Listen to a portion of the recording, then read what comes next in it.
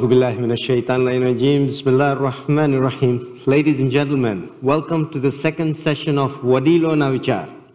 Today we have a unique guest with a unique name, and without further ado, let me introduce to Mr. Ukera Bhai Pira. Ukera Bhai, Assalamu alaikum. Alaikum salam wa rahmatullahi wa barakatuh. To start with, can I recommend we remember our ancestors, our dear ones, our near ones who have gone ahead with Fatiha. Inshallah. Bismillah ar-Rahman. Bismillah ar-Rahman ar-Rahim. Alhamdulillahi Rabbil Alameen ar-Rahim. Because without them, we are nothing. Yes, without the mahrooms. Yes. Yeah, okay. And Excellent. there is a special subject and understanding on that. You know, that without them, we are nothing. You can ask me why. You know, I have experienced this personally, that what has my dad and mom did in their time, result, I got it. What they invested, I have enjoyed the fruits. Of their hard work. Yes. And would Of you them. say your children would say Them the same doing it. about you? You know, and I want to repeat this, that what they have done, I have enjoyed the fruits. And to young people like you, I would recommend what you do good at this time of your life, your children will enjoy it. Inshallah. That is no, there is no two ways about it.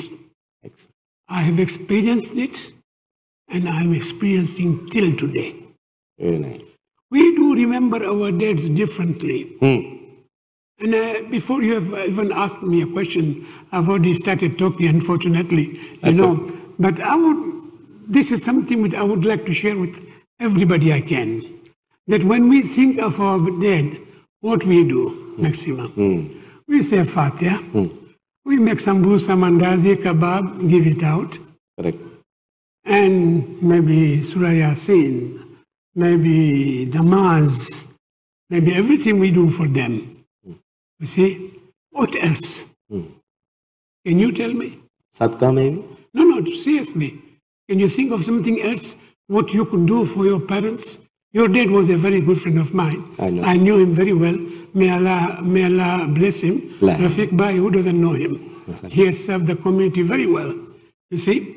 So, I would ask you now, what would you do for him today? Him being so good for you, he educated you, you're alhamdulillah in a good position today. What else do you think he would want from you? My father would expect me to do just good in this dunya. Yes. But how do we remember them? I think that goodness is all translated into his sawab. How old are you? I'm 81 years young. Okay, mashallah. And you're still walking and driving? I drive. Excellent. I walk. Very good. Would you say Do you're a in little workout. good health? Health-wise? Yes. With the exception of my voice, everything. You know, I tend to lose my voice fast because it just happens. But yes, I'm doing fine. Excellent. Yeah. Tell us about your journey from where you were born and how you got to America. Yes, I was born in Zanzibar, Okay. June 30, 1943. Okay. I knew the Arabic date, but I don't recall it. Lived in Zanzibar. We were in Kanga business and textiles. Me and my dad, both of us are good in Kanga designs. And my dad was exceptional in Kanga, so much so that he was cited as a Man of the Year from the Zanzibar government. Very good. Yes, this was recently when I was in Dar es Salaam with him. For about 6 years, I stayed there with him. And then there was Zanzibar TV. They came and interviewed him. They asked him to go back to Zanzibar and open a Kanga exhibition. This is done by a group called ZTV, Zanzibar TIF, or ZIF, ZIFF. Till 1967, 66, we did Hajj. Me and my wife, we came back. My wife died. My mother died. 67 was Ziyarat. After Ziyarat, we moved to Dar es Salaam. For what purpose? What made you move from Zanzibar to Dar es Salaam? I was traveling, and before that, my dad traveled. And when he arrived back from Dubai, oh, that was in Dar es Salaam, sorry. 67, things were getting so challenging in Zanzibar that we felt maybe it's a time to make a move. Okay. So my dad suggested you move to Dar es Salaam. You moved by yourself and Dad remained in Zanzibar? Me by myself to Dar es Salaam. At that time, Ahmad Ratan Marhoom was getting married, in 1967. And after his wedding, I went to a few places, up to Kigoma, from Kigoma to Congo, from Congo to Zambia, Zambia to Lake Victoria, Lake Victoria. And this was all... So what are the falls there? Victoria Falls. Huh? Victoria Falls. Victoria Falls. Yeah. After that, I went trying to decide where to stay. Finally, I decided back to Dar es Salaam. And how long were you in Dar es Salaam? 75. We moved to Dubai. Dubai. From 67 to 75 you were in Dar es Salaam. What made you move to Dubai? What made me move to Dubai? Ji. My dad was traveling. When he came back, at that time he had already joined us in Dar es Salaam. We were living together. So 67, after moving to Dar es Salaam, about 68, 69, my dad joined us in Dar es Salaam. And then when he came back from traveling in about 74, he suggested to me that, Ukera, you move to Dubai. Dar es Salaam is not a place for you. I said, Dad, why? He said, look here, we are not used to go stand in line, buy 5 pieces of textiles and come and sell in our shop. At that time it was Natex and everything.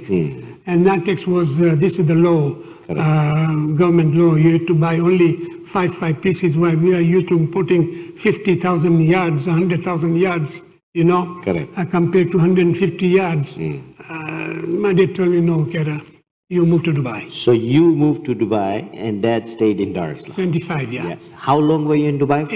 Up to 84. Up to 84. 83rd December 1983, I landed New York with about few hours in my passport. So let's talk about that. What made you move to New York and how were you able to move to New York? Did you have a green card? In Dubai, there were a lot of challenges. Some of my contemporaries, like Marhoom Nazir Nasser, Saleh Jeksi, Chikli, Hussein Chikli, may Allah bless those who have gone ahead. Saleh is still there in Dar es Salaam. And we had some challenges with our local partners. I did not run away from the problems I had and cleared it, stayed another few years. Then in June of 83, we visited US and Canada, went back to Dubai after our holidays. And Ronnie Hirji, Roshan. Okay. Roshan Jafar Pira Hirji. His father and my father were very good friends. So I was in touch with Ronnie. And Ronnie told me, okay, come and stay with me for about 6-8 days. Or stay on to more, it's up to you. And then you can decide where you want to stay, New York or Los Angeles. And how would you manage that immigration-wise? Did you have the right? I entered as a B2 visit, tourist visa. Okay. I believe it was called B2 or something. And I decided, I told Ronnie, I'm coming back on before 31st December 1983. At that time it was summer, June of 83. At that time, I didn't even inform anybody that, some of us knew that I was leaving, but I never sold my furnitures or car from Dubai. So Murabi, how long did you stay in New York? about 8-10 days. Then at that time I had already decided that we are going back to Los Angeles. Okay. Why Los Angeles? Because my son, Marhum Arif, was in San Francisco, one of the colleges there, with Murtaza Versi, his son of Marhum Bashir Versi of Nairobi, and they are cousins. So Arif was studying there in San Francisco, and we said, let's be close to him. We adopted Los Angeles as our home. Excellent. And it was only few hours of travel to San Francisco. Correct. How long were you in Los Angeles? 25 years. MashaAllah. That's a long time. Yes. So you're basically a Californian. Alhamdulillah. 25 good years. In Dubai, I had opportunity to help in building the Imam Bara. And then also in Los Angeles, Marhum Ghulam Basdala managed to find with Hasnain Kaku, who is still in LA, and Sadiq Allu, of course, and Muhsin Kaku, all of us there. We found a place in Pico Rivera, and that's where we bought a church, center. And we have it there till today. MashaAllah. So 25 years in sunny California, yet you still decided to move to Orlando after 25 years in California? No, after 25 years of Los Angeles, I used to visit Dar es Salaam every now and then. Sometimes once a year, sometimes twice a year. You know, I was keeping connection with my dad all the time. So I called my wife, I said, here, I think now I'll spend more time here and I'll just visit Los Angeles the way I used to visit Dar es Salaam. So my wife told me, no, I'm closing everything here and I'm coming to join you in Dar es Salaam. I would also like to spend time with Papa, my father. So I said, come over. She closed the house, rented it, and she joined me. Within 3 or 4 months, she joined me. Okay. We spent about 8 years in Dar es Salaam, 6 years with him, with my dad. Right. After he passed away, I was going back to Los Angeles as my Dar es Salaam mission was completed. Alhamdulillah. And when I was in Dubai, there is a sheikh there, a very good friend of ours. He asked me, what are you going to do now? I said, well, we are going back to Los Angeles. He said, Ukera, stay 2 more years in Dar es Salaam, near your father's grave. After 2 years, go to America, go to China, go to Singapore, anywhere. But 2 years, stay in Dar es Salaam, near your father's grave. I said, what has that to do with my life? I mean, correct. Of course, father's already passed away. He said, look here, I know you, I said, and this is my advice to you. You want to stay, it's up to you. You want to move, it's up to you. But stay and you will remember me. So I said, okay, I'll think about it. And I had a business in Dar es Salaam, promotional products. And I told my wife, this is the situation, what do you say? 2 years? I said, yeah, 2 years. We'll pass, slowly closing our business and everything, you know. Okay. So we stayed 2 more years. MashaAllah. We closed the business. Actually, we stayed nearly 3, you know. So then we moved back to US after 8 or 9 years of stay in Dar es Salaam. We came direct to Orlando.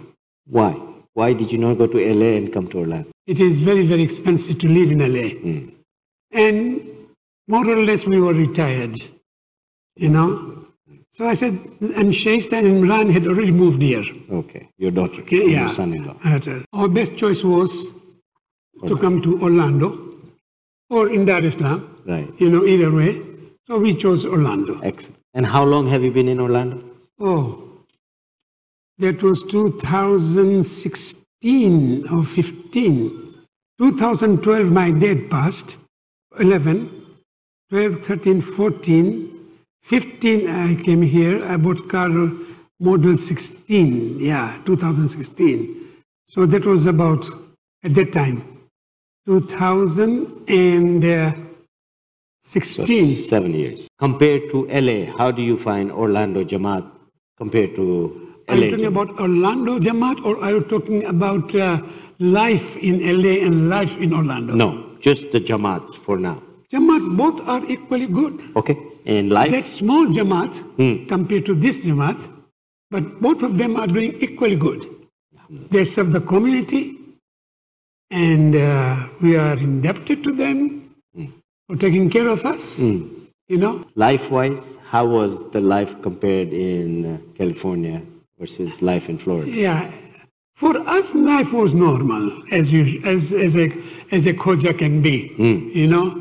Apne sukh kape, majlis kape, niyaz kape, you know, Jamaat namaz kape. That's your satisfaction. And that we were getting everywhere, here and there. Here more regular, there distance is so much that when you want to go to the mosque, you are looking at an hour or so. And if the traffic hits you, you can do your majlis in the car. You have a very unique name, Ukera. I don't think there is any other first name Ukera in the community. Yeah. Can you give us a brief? This is what I learned in my family, that before me, about a couple of brothers of mine passed away, and my grandfather made a niyat that if a son is born to my father, you know, my grandfather, Ghulam Singh Pira Ukera, that he said, this time if Kasmali gets a son, then we will call him our grandfather's name. And Ukera has some meaning, I'll tell you. Two people in our family inherited grandfather's name. Myself and my uncle Pira, who was in London, a very good friend of Mulaskar. Pira. Now, he called himself Pira Ukera. Okay. You see? Not O, U, Ukera. Apparently, Ukera and Ukera are all same person. The Ukera are people from Marka, Mogadishu. Okay. But Ukera is three brothers, Mahmud Ukera, Pira Ukera, Juma Ukera, I think. What is your connection to Mogadishu? Muraj Ukera. So The Muraj people call themselves Muraj. Right. But they are Muraj Ukera. We from Zanzibar call ourselves Pira, but we are from Pira Ukera. Ukera is our great grandfather. Excellent. Okay? And the people from Marka, they are Juma Ukera. Chacha Juma got married in Marka, where a whole Jamaat of our Jamaat started another Jamaat in Marka, about 80 miles away from Mogadishu. Right. But these are 3 or 4 brothers. One of them was, if I'm not mistaken, Aladdin. I found his name in one of the old books I collect. He had contributed some few rupees, Sawa Rupiah, Yadi Rupiah, you know, in contribution in Gujarat. So I found his name there. Then Raza Suleiman, Brother Raza, I remember here, he explained me about Aladdin Ukera.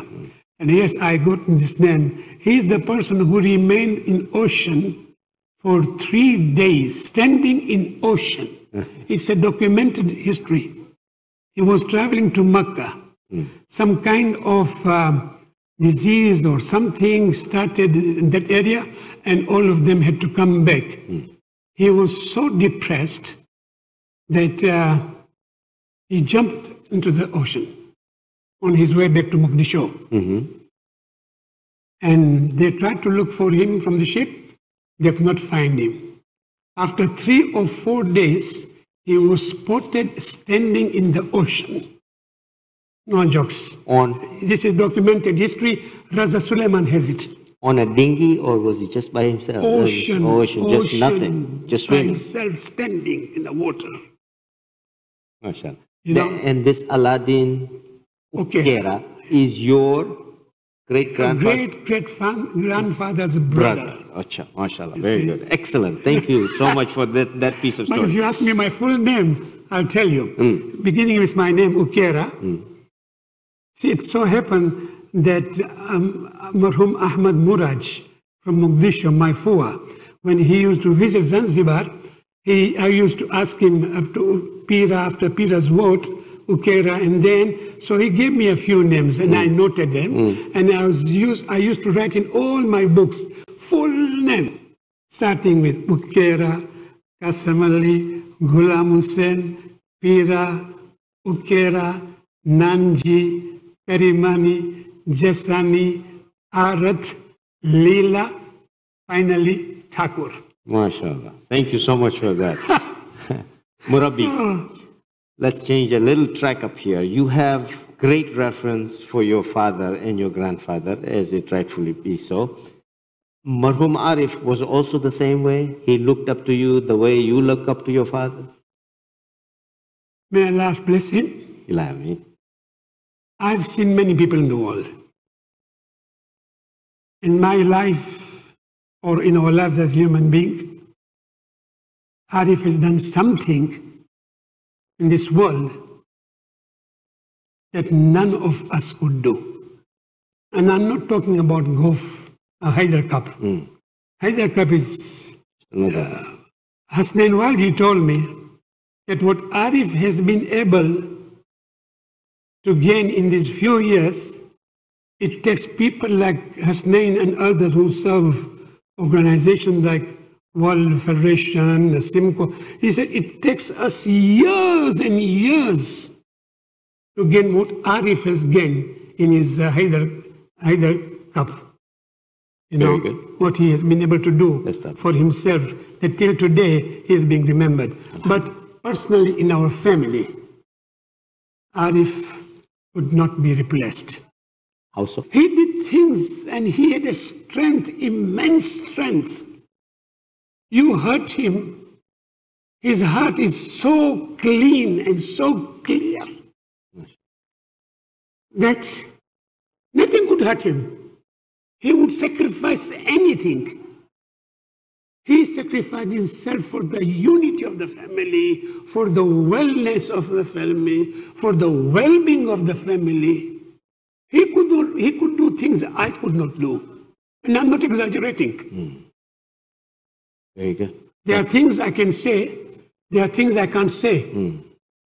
It will go till my death, you know. But if you were to ask me the way people, I know you and I know everybody, if somebody has made sacrifice of that level, I don't know. I haven't seen. MashaAllah. Excellent. Murabbi, how old was Marhum Arif when he died and what did he die of? Arif passed away in 2006. You know, he was just 40 years old. Born in 62. 63, 62. I was married in November 17, 1962. After a year or so, Arif joined us. He was born, you know. So he survived the revolution in Zanzibar. He was in his mid-40s. What did he die of? What was his ailment? He had bad kidneys, irreparable. We were flying to Karachi. Everything was already arranged. Not Karachi, the capital, Lahore. Yeah, Lahore. We were going. There was a hospital there who was specializing in providing parts needed. You know, our ticket was arriving. It was in the mail, getting in a day or two from New York. And one fine morning, my daughter-in-law called us, Farah, and said, Daddy, I'm taking Arif to hospital. Looks like he's got an attack. So my wife immediately rushed to the hospital, and I was on the freeway trying to reach the hospital. And he passed away while I was on the freeway. That's what I was telling you, LA traffic. You are also a very prolific speaker and reciter. You do a lot of reciting. What brings about that quality? No, I'm not a speaker. I like to talk like anybody else, I like to read a little. Not as other of my friends who used to who used to read. Reciting, I put all my credit to Ali Baum, Ali Raza Rashid Nathani. May Allah give him abundant of Rahman Fadl. He is the one who pushed me to recite. It was in Dubai. And I said, I'm going to recite Marshia on Gyarmirat. He said, okay, you will do it. So comes in 11th night. We were in a small matim in Dubai near Knife Road. At that time, we didn't have the Imam Bar and Satwa yet. Reached there and I said, Marhum Ali, mimi si somi. What happened? Hukufanya pakko we? Nabe, no, pakko an mountain najua. Lakini mimi nikenda pale kusoma, if I forget the rag, what will happen? From Wafat return to Kushali. You know, people start laughing. He said, if you are not reciting today, I am not going to let anybody recite this Marshia. That was Jablut Ke Karbala Se, which we recite on 11th night. I will not let anybody else recite, and you are responsible. So Jakhe Marine, I had to go sit and recite. Excellent. After I recited that Marshia, because you know, it is in our blood, that Marshia.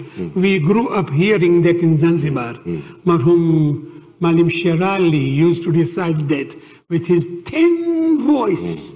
I vividly remember the scene and the rag, you know, and everybody used to join reciting that Marshia, you know. So it was there. It came out from that night onwards till today. Very good. Excellent.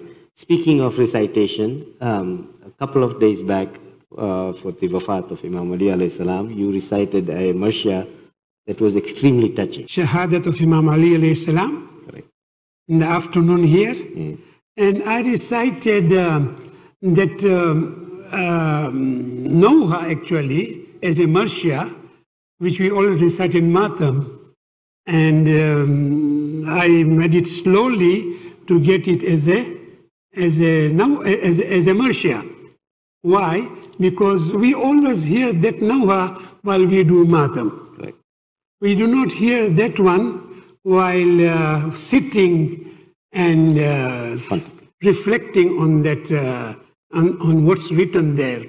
So it turned out to be, Alhamdulillah. One final word to the community before we... What you sow, you will reap. Je jo karse, te tu pa. Huh? Je jo karse, Kaisa kayo, te tu pa. waisa pamo. Inshallah. You know, I fool you, I will be fooled. You know, I be honest with you, everybody will be honest with me. It's karma. Yes, sir. Yeah. We thank you, Asant, for taking the time and the effort and the energy to spend a Ramadan night with us. Inshallah. Assalamu alaikum. Thank you for having me. I truly appreciate. You're most welcome. Jazakallah khair. May Allah bless your dead. What we call Rahimullahu Walidaik. When you are happy, when you are satisfied, the best dua to give is for the parents. Rahimullahu Walidaik. May Allah shower His choicest rahmah